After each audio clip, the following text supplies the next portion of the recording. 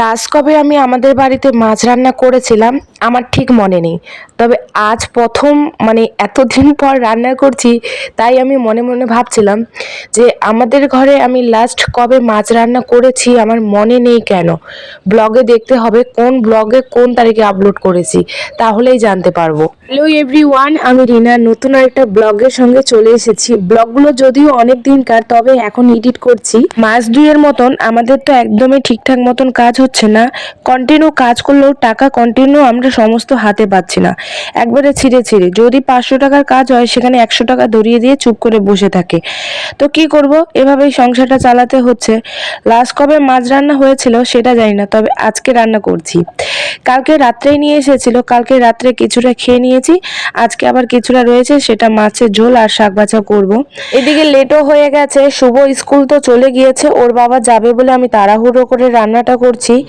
এখন যেহেতু মার্বেলের কাজে যায় তাই 9টা বা 9:30টার মধ্যে বেরিয়ে যায়, নাহলে তো 8টার আগে দু বাপ বেটা একসাথে করে দিতে হতো, তখন আরো বেশি চাপ থাকতো।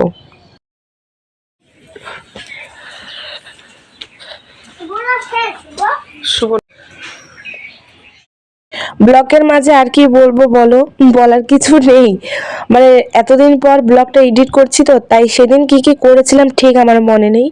তবে এখন যেহেতু শীতকাল আর আমাদের ঘরের উঠোনটা এত পরিমাণে গাছ দিয়ে ভর্তি হয়ে গেছে যে আমাদের কাপড়গুলো সেখানে একদিনের জায়গায় দুদিন শুকায়, তাই আমি বাইরে এপাশে একটা রশি টাঙিয়ে দিয়েছি যাতে কাপড়গুলো একদিনে শুকিয়ে যায়। তার মধ্যে গিয়েছিলাম তো বিয়ে বাড়িতে, ওই কারণের জন্য এত এত কাপড় হয়ে গেছে যেগুলো না শুকালে দুদিন শুকাতে গেলে আরো ঘরটা এলোমেলো হয়ে থাকবে। একদিনে শুকিয়ে একদিনে গুছিয়ে রাখলে অনেকটাই ভালো লাগে, আর আমিও তাই চেষ্টা করছি। ও হ্যাঁ, তোমাদেরকে না একটা কথা জানানোই হয়নি, শুভ এখন দোকান যাওয়া শিখে গেছে। ওকে আমি একটা লিস্টে লিখে দিয়েছিলাম যে এগুলো তুমি নিয়ে আসো, আর ওগুলোই ও নিয়ে চলে এসেছে। এসে এবার আমাকে দেখাচ্ছে, আচ্ছা মা দেখো তো কিছু আনতে ভুলে গিয়েছি নাকি। আসলে যখন 1-2টা বাজার হয় তখন ও নিয়ে আসতে পারে, যদি 4-5টা হয় ওর এলোমেলো হওয়ার কারণে আমি খাতায় লিখে দিই, ও সেগুলো দেখে দেখে নিয়ে আসে। যাই হোক, ভালো মতন খুব সাবধানে নিয়ে এসেছে। অনেক সময় আমি সময় পাই না বলে ওকে আমি নিজের থেকে জোর জবরদস্তি একা করে পাঠিয়ে দিই।